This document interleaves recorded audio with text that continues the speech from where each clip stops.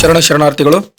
Sanju job update new ವಿಡಿಯೋದಲ್ಲಿ ಈಗ ಜಿಲ್ಲಾ ಪಂಚಾಯತ್ ಚಿತ್ರದುರ್ಗದಲ್ಲಿ ಕರೆದಿರ್ತಕ್ಕಂತಹ ಬಿಲ್ ಕಲೆಕ್ಟರ್ ಅನ್ನುವಂತಹ ಹುದ್ದೆಗಳನ್ನ ಕರೆಕ್ತಾ ಹೋಗಿದ್ದಾರೆ. ಅದಕ್ಕೆ ಅಪ್ಲಿಕೇಶನ್ ಅನ್ನ ಹಾಕುವ ವಿಧಾನ ಹೇಗೆ ಮತ್ತೆ ಏನೇನು ಡಾಕ್ಯುಮೆಂಟ್ಸ್ಗಳು ಬೇಕು ಎನ್ನುವಂತಹ ಸಂಪೂರ್ಣ ಮಾಹಿತಿಯನ್ನು ಈ ವಿಡಿಯೋಲಿ ಹೇಳ್ತಾ ಹೋಗ್ತೇನೆ. ಆನ್ಲೈನ್ ಅಪ್ಲೈ ಮಾಡೋದು ಕೂಡ ಇದೇ ಈ ವಿಡಿಯೋದ ಕೊನೆಯಲ್ಲಿ ಹೇಳ್ತಾ ಹೋಗ್ತೀನಿ. ಸೊ ನಾವು ಈ ವಿಡಿಯೋ ಸ್ಟಾರ್ಟ್ ಮಾಡೋಕ್ಕಿಂತ ಮುಂಚಿತವಾಗಿ ನಾನು ಅಧಿಕೃತ ಒಂದು ಅಧಿಸೂಚನೆಯನ್ನ ನೋಟಿಫಿಕೇಶನ್ ಇಟ್ಟುಕೊಂಡು ಎಕ್ಸ್ಪ್ಲೇನ್ ಮಾಡ್ತಾ ಬರ್ತೇನೆ. ಸೊ ಇದಾದ ನಂತರ ಅಧಿಕೃತ ಎಕ್ಸ್ಪ್ಲೇನ್ ಅನ್ನ ಮಾಡಿದ ನಂತರ ನಾನು ಆನ್ಲೈನಲ್ಲಿ ಅಪ್ಲೈ ಮಾಡುವುದು ಹೇಗೆ ಎನ್ನುವಂತಹ ಸಂಪೂರ್ಣ ಮಾಹಿತಿಯನ್ನು ಕೂಡ ಹೇಳ್ತಾ ಹೋಗ್ತೇನೆ. ಸೊ ಹಂಗಾಗಿ ಈ ವಿಡಿಯೋದಲ್ಲಿ ನಿಮ್ಗೆ ಏನಾದರೂ ಬೇಗ ತಲುಪಬೇಕಂತಂದರೆ ಸಬ್ಸ್ಕ್ರೈಬನ್ನು ಮಾಡಿ. ಸಬ್ಸ್ಕ್ರೈಬ್ ಮಾಡಿದರೆ ನನಗೂ ಸ್ವಲ್ಪ ಎನರ್ಜಿ ಸಿಕ್ಕಂಗಾಗುತ್ತೆ ನೆಕ್ಸ್ಟ್ ವೀಡಿಯೋ ಮಾಡೋದಕ್ಕೆ. ಸೊ ಹಂಗಾಗಿ ನೀವೇನಾದರೂ ವಿಡಿಯೋ ಸಬ್ಸ್ಕ್ರೈಬ್ ಮಾಡಿದ ನಂತರ ನಾವು ಹಾಕೋ ವಿಡಿಯೋ ಇಷ್ಟ ಆದರೆ ಲೈಕ್ ಮಾಡಿ, ಇಲ್ಲಾಂದರೆ ಖಂಡಿತವಾಗಿ ಡಿಸ್ಲೈಕ್ ಮಾಡಿ. ಸೊ ನೀವು ವಿಡಿಯೋ ಬರಬೇಕಂತಂದರೆ ನೀವು ಸಬ್ಸ್ಕ್ರೈಬನ್ನು ಮಾಡಬೇಕು. ಸೊ ಸಬ್ಸ್ಕ್ರೈಬನ್ನು ಆಗಿ. ಸೊ ಸ್ಟಾರ್ಟ್ ಮಾಡೋಣ ಬನ್ನಿ. ಈಗ ನೀವು ನೋಡ್ಬೋದು, ಚಿತ್ರದುರ್ಗ ಜಿಲ್ಲಾ ವ್ಯಾಪ್ತಿಯ ಗ್ರಾಮ ಪಂಚಾಯತಿಯಲ್ಲಿ ಖಾಲಿರುವಂತಹ ಕರವಸೂಲಿಗಾರರು ಅಂದರೆ ಬಿಲ್ ಕಲೆಕ್ಟರ್ ಹುದ್ದೆಗಳನ್ನು ಇಲ್ಲಿ ಕರಿತಾ ಹೋಗಿದ್ದಾರೆ. ಚಿತ್ರದುರ್ಗದಲ್ಲಿ ಹೋಗಿ ನೋಟಿಫಿಕೇಶನ್ ಅನ್ನು ನೋಡ್ಬೋದು. ಈ ಚಿತ್ರದುರ್ಗದ ಜಿಲ್ಲಾ ಪಂಚಾಯತ್ ವ್ಯಾಪ್ತಿಯ ಗ್ರಾಮ ಪಂಚಾಯತಿಯಲ್ಲಿ ಖಾಲಿ ಇರುವಂತಹ ಕರವಸೂಲಿಗಾರರ ಹುದ್ದೆಗಳಿಗೆ ಉಲ್ಲೇಖ 3 ಮತ್ತು 4ರಂತೆ ರೋಸ್ಟರ್ ಬಿಂದುಗಳ ಲಂಬ ಮತ್ತು ಸಮತಲ ಮೀಸಲಾತಿ ನಿಗದಿಪಡಿಸಿದ ಈ ವಿವರಗಳನ್ನು ಕೆಳಗಳಂತೆ ನೀಡಲಾಗಿದೆ ಅಂತ ಹೇಳಿದೆ. ಸೊ ಗ್ರಾಮ ಪಂಚಾಯತಿ ಹೆಸರುಗಳನ್ನು ಇಲ್ಲಿ ಕೂಡ ಕೊಡ್ತಾ ಹೋಗಿದ್ದಾರೆ.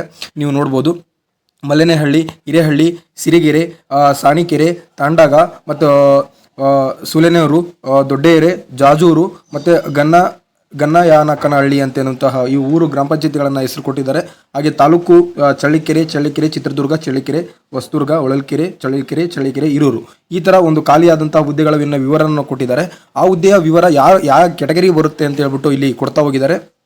ಈಗ ನೀವು ನೋಡ್ಬೋದು, ಪರಿಶಿಷ್ಟ ಜಾತಿ ಅಂದರೆ ಒಳ ಮೀಸಲಾತಿ ಜಾರಿಯಾದ ನಂತರ ಪರಿಶಿಷ್ಟ ಜಾತಿಯ ಪಂಗಡಕ್ಕೆ ಸೇರಿದಂಥ ಎಲ್ಲ ಸಮುದಾಯ ವರ್ಗದವರಿಗೆ ಒಂದು ಒಳ ಮೀಸಲಾತಿಯನ್ನು ಜಾರಿ ತಂದು ಈಗ ಒಂದು ಕ್ಯಾಸ್ಟ್ ಇನ್ಕಮ್ ಕೂಡ ಮಾಡ್ಸೋಕೆ ಹೇಳಿದ್ದಾರೆ. ABC ಅನ್ನುವಂಥ ವರ್ಗೀಕರಣ ಮಾಡಿದ್ದಾರೆ.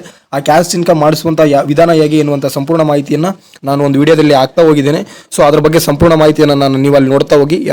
ಡಿಸ್ಕ್ರಿಪ್ಷನಲ್ಲಿ ನಾನು ಅದನ್ನ ವಿಡಿಯೋ ಲಿಂಕನ್ನು ಕೊಡ್ತಾ ಹೋಗ್ತೀನಿ. ಸೊ ಸಾಮಾನ್ಯ ಅಭ್ಯರ್ಥಿಗೆ ಹಿರೇಹಳ್ಳಿ, ಸಿರಿಗೇರಿ ಅಂದರೆ ಪರಿಶಿಷ್ಟ ಪಂಗಡಕ್ಕೆ, ಆಮೇಲೆ ಸಾಮಾನ್ಯ ವರ್ಗಕ್ಕೆ ಪರಿಶಿಷ್ಟ ವರ್ಗ 1 ಮತ್ತು ಸಾಮಾನ್ಯ ವರ್ಗ ಮತ್ತು ಪ್ರವರ್ಗ A, ಈ ಸಾಮಾನ್ಯ ವರ್ಗ ಮತ್ತು ಪ್ರವರ್ಗ B, ಪರಿಶಿಷ್ಟ ಜಾತಿ B ಎನ್ನುವಂತಹ ಹಿರೂರಲ್ಲಿ ಖಾಲಿರ್ತಕ್ಕಂತಹ ಹುದ್ದೆಗಳನ್ನು ಈ ಎಕ್ಸ್ಪ್ಲೇನ್ ಮಾಡ್ತಾ ಹೋಗಿದ್ದಾರೆ. ಎಷ್ಟು ಹುದ್ದೆಗಳು? 9 ಹುದ್ದೆಗಳನ್ನು ನಾವು ಈಗ ನೋಡ್ಬೋದು.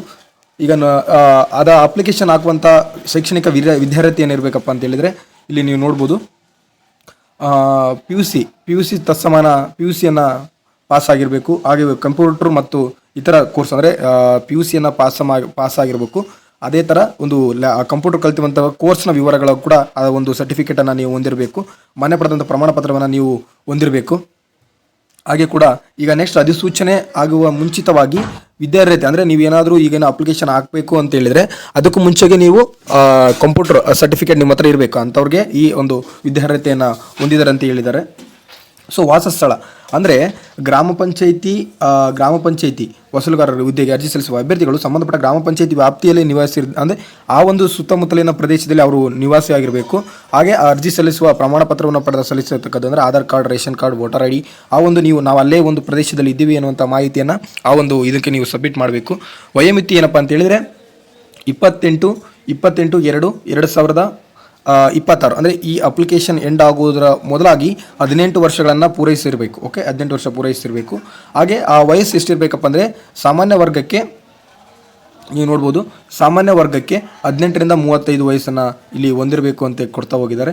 ಹಾಗೆ 2B 2A 3Bಗೆ 18ರಿಂದ 38 ವರ್ಷ, ಪರಿಶಿಷ್ಟ ಜಾತಿ, ಪರಿಶಿಷ್ಟ ಪಂಗಡ ಮತ್ತು ಪ್ರವರ್ಗ 1 ಹುದ್ದೆಗಳಿಗೆ 18ರಿಂದ 40 ವರ್ಷದ ಒಳಗಡೆ ಇರಬೇಕು ಎನ್ನುವಂತಹ ವಿವರಣೆಯಲ್ಲಿ ಕೊಡ್ತಾ ಹೋಗಿದ್ದಾರೆ. ಮಾಜಿ ಸೈನಿಕ ಅವರಿಗೆ 3 ವರ್ಷದ ವಯೋಮಿತಿ ಕಡ್ಡಾಯವಾಗಿ ಕೊಟ್ಟಿರ್ತಾರೆ. ಸೊ ಹಾಗೆ ನೀವು ನೋಡ್ಬೋದು, ಜನ್ಮ ದಿನಾಂಕವನ್ನು ನಮ್ಮ SSLC ಮಾರ್ಕ್ಸ್ ಕಾರ್ಡ್ ಅಥವಾ SSLC TCಯಲ್ಲಿ ಏನಿದೆಯಲ್ಲ ಅದನ್ನೇ ಪರಿಗಣಿಸ್ತೀವಿ ಅಂತ ಹೇಳ್ಬಿಟ್ಟು ಇಲ್ಲಿ ಪದಾಧಿಕಾರ ಕೊಡ್ತಾ ಹೋಗಿದ್ದಾರೆ. ಅರ್ಜಿ ಸಲ್ಲಿಸುವ ವಿಧಾನ ಹೇಗಪ್ಪ ಅಂತ ಹೇಳಿದರೆ ಚಿತ್ರದುರ್ಗ NIC.in ಅನ್ನುವಂತಹ ಇದರಲ್ಲಿ ಅಪ್ಲೋಡ್ ಮಾಡುವ ಬೌದ್ಧಿಕ ಅರ್ಜಿಯನ್ನು ಅಲ್ಲಿ ಸಲ್ಲಿಸಿ ಹೋಗಿದ್ದಾರೆ. ನಾನು ಅಪ್ಲಿಕೇಶನ್ ಹಾಕುವಂಥ ಮಾಹಿತಿಯನ್ನು ಕೂಡ ನಿಮಗೆ ಎಕ್ಸ್ಪ್ಲೇನ್ ಮಾಡ್ತಾ ಹೋಗ್ತೇನೆ. ಗ್ರಾಮ ಪಂಚಾಯತಿ ವಸೂಲುಗಾರರ ಹುದ್ದೆ ನೇಮಕ ಮಾಡಿಕೊಳ್ಳೋದ್ರಿಂದ ಇದರಲ್ಲಿ ಅರ್ಜಿ ಶುಲ್ಕ ಇರುವುದಿಲ್ಲ. ಅಂದರೆ ಯಾರಿಗೂ ಕೂಡ ಈ ಅಪ್ಲಿಕೇಶನ್ ಫಾರ್ಮ್ಗೆ ಆನ್ಲೈನ್ ಅರ್ಜಿಯನ್ನು ತುಂಬೋಕ್ಕೆ ಅಮೌಂಟನ್ನು ಇಲ್ಲ, ಡೈರೆಕ್ಟಾಗಿ ನೀವು ಫ್ರೀಯಾಗಿ ಅಪ್ಲಿಕೇಶನನ್ನು ಹಾಕ್ಬೋದು. ಹಾಗೆ ಕೂಡ ನೀವು ಒಳ ಮೀಸಲಾತಿ ಜಾತಿ ಮೀಸಲಾತಿ ಅಂದರೆ ಒಳ ಮೀಸಲಾತಿ ಜಾರಿಯಾಗಿದೆ. ಸೊ ಹಂಗಾಗಿ ನೀವು ಎಲ್ಲರೂ ಕೂಡ ನಿಮ್ಮ ಕ್ಯಾಸ್ಟನ್ನು ನೀವು ರೆಡಿಯಾಗಿ ಇಟ್ಕೊಂಡಿರಬೇಕು ಅಂತ ಹೇಳಿದ್ದಾರೆ. ಆಯ್ಕೆ ವಿಧಾನ ನಾನು ಹೇಗೆ ಆಯ್ಕೆ ಮಾಡ್ತೀನಿ ಅನ್ನೋಂಥ ವಿಧಾನ ಕೂಡ ಇಲ್ಲಿ ಕೊಡ್ತಾ ಹೋಗಿದ್ದಾರೆ. ನಾವು ನೋಡ್ಬೋದು, PUC ಪರೀಕ್ಷೆಯಲ್ಲಿ ಅಭ್ಯರ್ಥಿ ಕಳಿಸಿದ ಅಂಕವನ್ನು ಆಧರಿಸಿ 50% ಅಂಕವನ್ನು ಮತ್ತು ಕಂಪ್ಯೂಟರ್ ಪರೀಕ್ಷೆಯಲ್ಲಿ ತೇರ್ಗಡೆಗೊಂಡಂತಕ್ಕಂಥ 50 ಅಂಕಗಳನ್ನು ನಾವು ಕೌಂಟ್ ಮಾಡ್ತೀವಿ ಅಂತ ಹೇಳಿದ್ದಾರೆ.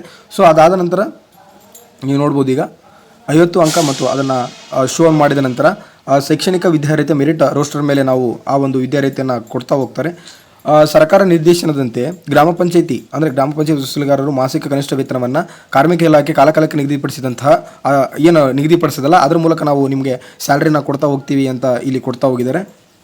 ಹಾಗೆ ಸಾಮಾನ್ಯ ಒಂದು ಅಭ್ಯರ್ಥಿ ಅಂದರೆ 2 ಫೋಟೋಗಳನ್ನು ಪಾಸ್ಪೋರ್ಟ್ ಫೋಟೋ ಸೈಜನ್ನು ಲಗತ್ತಿಸಬೇಕು.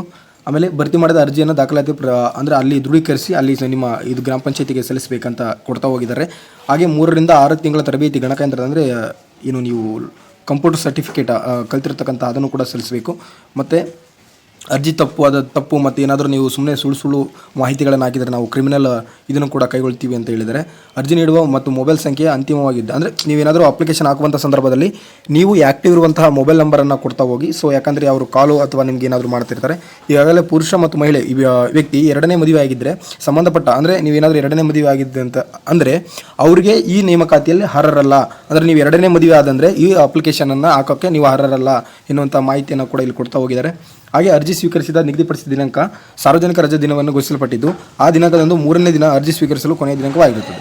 ಅಂದರೆ 28ನೇ ತಾರೀಕು ಸಾರ್ವಜನಿಕ ರಜೆ ಐತಿ. ಹಾಗಾಗಿ 2 ದಿನದ ನಂತರ ನೀವು ಅರ್ಜಿಯನ್ನು ಸ್ವೀಕರಿಸಿ ಅಲ್ಲಿ ಕೂಡ ಇಸ್ಕೊತ ಹೋಗ್ತಾರೆ ಅಂತ ಹೇಳ್ಬಿಟ್ಟು. ಸೊ ಈ ಸಂಪೂರ್ಣ ಮಾಹಿತಿಯನ್ನು ನಿಮಗೆ ಕೊಡ್ತಾ ಹೋಗ್ತಾನೆ, ನೀವು ನೋಡ್ಕೊತ ಹೋಗಿ. ನಿಮಗೇನಾದರೂ ಪ್ರಾಬ್ಲಮ್ ಇತ್ತು ಎನ್ನುವಂಥ ಇದನ್ನಂದರೆ ಇಲ್ಲಿ ಕಾಣಿಸುವಂತಹ 9448224723ಗೆ ಕರೆ ಮಾಡಿ ಆ ಪ್ರತಿಯೊಂದು ದಾಖಲಾತಿ ನಿಮ್ಮ ಏನು ವಿವರಣೆ ಇದೆಯಲ್ಲ ಅದನ್ನು ಕೇಳ್ಕೊತ ಹೋಗಿ. ಹಾಗೆ ನೀವು ಅಪ್ಲಿಕೇಶನ್ ಹಾಕುವಂಥ ಸಂದರ್ಭದಲ್ಲಿ ಬೇಕಾಗುವಂತಹ ದಾಖಲೆಗಳೇನು ಎನ್ನುವಂಥ ನೋಡೋದಾದರೆ ನಿಮ್ಮ ಪಾಸ್ಪೋರ್ಟ್ ಸೈಜ್ ಫೋಟೋವನ್ನು ಇಲ್ಲಿ ಕೊಡ್ತಾ ಹೋಗಿರಬೇಕು. ಅದು ಎಷ್ಟಪ್ಪ ಅಂತ ಹೇಳಿದರೆ 225 KB JPG ಫಾರ್ಮೆಟ್ ಇರಬೇಕು. ಈ ಒಂದು ಫಾರ್ಮೆಟನ್ನು ಯಾವ ಥರ ಮಾಡ್ಕೋಬೇಕು ಎನ್ನುವಂಥ ಮಾಹಿತಿಯನ್ನು ಕೂಡ ನಾನು ಒಂದು ವೀಡಿಯೋನ ಮಾಡಿದ್ದೇನೆ, ಅದನ್ನು ಕೂಡ ಡಿಸ್ಕ್ರಿಪ್ಷನಲ್ಲಿ ಹಾಕ್ತೀನಿ ಕೂಡ ನೋಡಿ. ಓಕೆ, SSLC ಮಾರ್ಕ್ಸ್ ಕಾರ್ಡು ಅದು ಕೂಡ 1 MB ಇರಬೇಕು. PUC ಮಾರ್ಕ್ಸ್ ಕಾರ್ಡ್ ಈಕ್ವಲ್ ಅಂಡರ್ದ ಯಾವುದಾದ್ರೂ ಆಗಿರ್ಬೋದು, ಹಾಗೆ 1 MB ಇರಬೇಕು.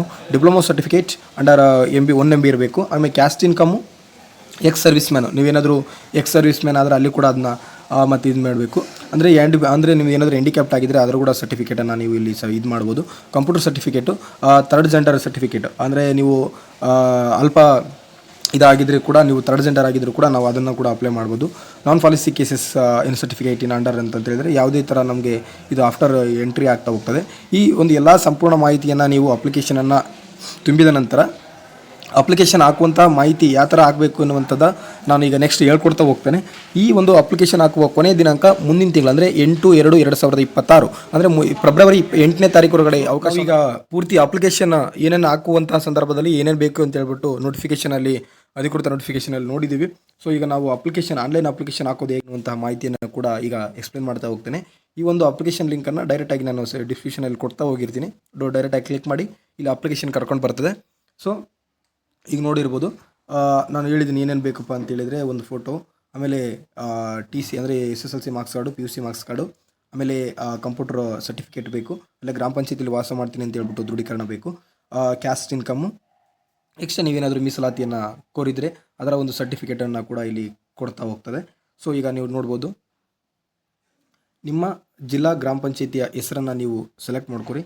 ಆಮೇಲೆ ನಿಮ್ಮ ಹುದ್ದೆಯ ಹೆಸರನ್ನು, ಆಮೇಲೆ ತಾಲೂಕು ಪಂಚಾಯತಿಯ ಹೆಸರು, ಅರ್ಜಿ ಸಲ್ಲಿಸುವ ಗ್ರಾಮ ಪಂಚಾಯತಿ ಹೆಸರುಗಳನ್ನು ನಿಮ್ಮ ಚಿತ್ರದುರ್ಗದಲ್ಲಿ ನೀವು ಯಾವುದಕ್ಕೆ ಅಪ್ಲೈ ಮಾಡ್ತೀರಲ್ಲ ಆ ಒಂದು ಅಪ್ಲಿಕೇಶನನ್ನು ನೀವು ಸೆಲೆಕ್ಟ್ ಮಾಡ್ಕೊಳ್ತಾ ಹೋಗಿ. ಹಾಗೆ ನೀವು ಅರ್ಜಿ ಸಲ್ಲಿಸುವ ಹುದ್ದೆ ಖಾಲಿ ಇರುವ ಗ್ರಾಮ ಪಂಚಾಯತಿ ವ್ಯಾಪ್ತಿಯ ನಿವಾಸಿಯಾಗಿದ್ದೀರಾ ಅಂತ ಕೇಳ್ತದೆ. ಸೊ ನೀವು ಅಪ್ಲಿಕೇಶನ್ ಸಲ್ಲಿಸ್ತಿದ್ದೀರಾ ಅಂತ ಹೇಳಿದರೆ ಆ ಗ್ರಾಮ ಪಂಚಾಯತಿಯ ನಿವಾಸಿ ನೀನು ಆಗಿದೆಯಾ ಅಂತ ಕೇಳ್ತಾರೆ. ನೀವು ಅದರ ಒಂದು SR/No ಅಂತ ಕೊಡಿ. ವೈಯಕ್ತಿಕ ನೇಮ್ ಅಂತ ಕೇಳ್ತದೆ. ಸೊ ನಿಮ್ಮ ಹೆಸರನ್ನು ಕ್ಯಾಪಿಟಲ್ ಲೆಟರನ್ನು ನೀವು ತುಂಬ್ತಾ ಹೋಗಿ. ನಿಮ್ಮ ತಂದೆ ಹೆಸರು, ನೀವೇನಾದರೂ ಮದುವೆ ಆಗಿದೆ ಅಂದರೆ ನಿಮ್ಮ ಹಸ್ಬೆಂಡ್ ನೇಮನ್ನು ಕ್ಯಾಪಿಟಲ್ ಲೆಟರಲ್ಲಿ ತುಂಬ್ತಾ ಹೋಗಿ. ಹಾಗೆ ನಿಮ್ಮ ತಾಯಿಯ ಹೆಸರನ್ನು ತುಂಬಿ ನಿಗದಿಪಡಿಸಿದ ಮೀಸಲಾತಿ ಅಂದರೆ ನೀವು ಯಾವ ಪೋಸ್ಟು ಅಥವಾ ಏನನ್ನುವಂತಹ ಮಾಹಿತಿಯನ್ನು ಕೂಡ ನೀವು ಅಲ್ಲಿ ತುಂಬ್ತಾ ಹೋಗಬೇಕಾಗ್ತದೆ. ಸೊ ನಿಮ್ಮ ಲಿಂಗ ಅಂದರೆ ಮೇಲ್ ಆರ್ ಫಿಮೇಲ್ 3rd ಜೆಂಡರ್ಗೂ ಕೂಡ ಇದಕ್ಕೆ ಅವಕಾಶವನ್ನು ಮಾಡಿಕೊಟ್ಟಿದ್ದಾರೆ. ಅದನ್ನು ಕೂಡ ನೀವು ನೋಡ್ಬೋದು. ನೀವೇನಾದರೂ ಸರ್ವಿಸ್ ಮ್ಯಾನ್ ಅಂದರೆ ಮಾಜಿ ಸೈನಿಕ ಆಗಿದ್ದರೂ ಕೂಡ ನೀವು ಮತ್ತು ಫಿಸಿಕಲ್ ಹ್ಯಾಂಡಿಕ್ಯಾಪ್ಟ್ ಆಗಿದ್ದರೂ ಕೂಡ ಅಲ್ಲಿ ನೀವು ಅಪ್ಲಿಕೇಶನ್ನ ಸೆಲೆಕ್ಟ್ ಮಾಡ್ಕೋಬೋದು. ಅದರ ಡಾಕ್ಯುಮೆಂಟನ್ನು ಅಪ್ಲೋಡ್ ಮಾಡಬೇಕಾಗ್ತದೆ. ನೀವು ವೈವಾಹಿಕ ಸಂಬಂಧ ಮ್ಯಾರಿಡ್ ಆರ್ ಅನ್ಮ್ಯಾರಿಡ್ ಈ ಥರದ ಒಂದು ಮಾಹಿತಿಯನ್ನು ನೀವು ಕೊಡಬೇಕು. ಇಲ್ಲಿ ನೋಡಿ ಪರ್ಟಿಕ್ಯುಲರ್ ಆಗಿ ಕೊಡ್ತಾ ಹೋಗಿದ್ದಾರೆ. ನಿಮ್ಮ SSLC ಮಾರ್ಕ್ಸ್ ಕಾರ್ಡಲ್ಲಿ ಯಾವ ರೀತಿ ನಿಮ್ಮ ಡೇಟ್ ಆಫ್ ಬರ್ತ್ ಇದೆಯೋ ಅದೇ ಡೇಟ್ ಆಫ್ ಬರ್ತನ್ನು ಇಲ್ಲಿ ನೀವು ಫಿಲ್ ಮಾಡಬೇಕಾಗ್ತದೆ. ಸೊ ಈಗ ನೀವು ಫಿಲ್ ಮಾಡ್ತಾ ಹೋಗಿ. ಅದಾದ ನಂತರ ವ್ಯವಹಾರಿಕವಾಗಿ ನಿಮ್ದು ಏನಾದರೂ ಅಪ್ಲಿಕೇಶನ್ ಹಾಕಿದ ನಂತರ ನಿಮಗೆ ಕನ್ವೊಕೇಷನ್ ಮಾಡಬೇಕು ಅಂತ ಹೇಳಿದರೆ ನಿಮ್ಮ ಮೊಬೈಲ್ ನಂಬರನ್ನು, ಆ್ಯಕ್ಟಿವ್ ಮೊಬೈಲ್ ನಂಬರನ್ನು ಕೊಡಿ, ಜಿಮೇಲ್ ID ಕೊಡಿ, ನಿಮ್ಮ ರಾಜ್ಯ ಅಂದರೆ ಕರ್ನಾಟಕನೇ ಇರ್ತದೆ.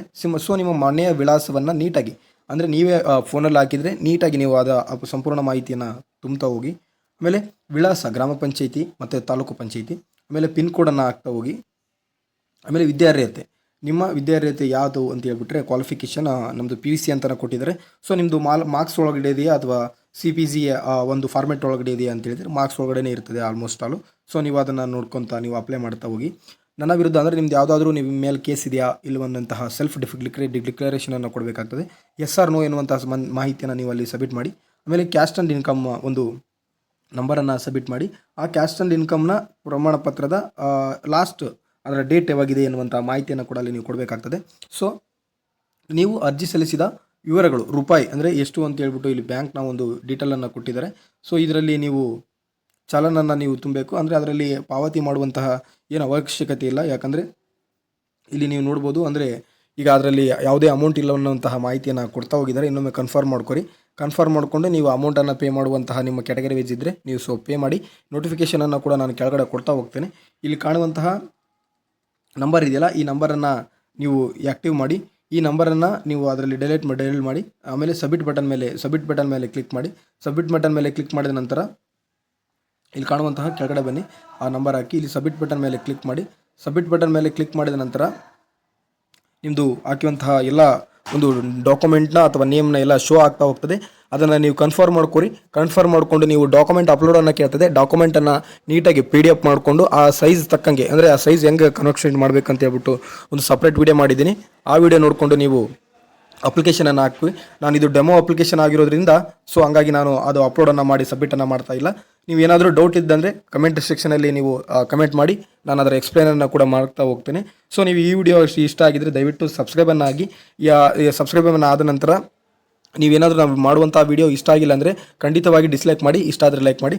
Okay, thank you for the watching.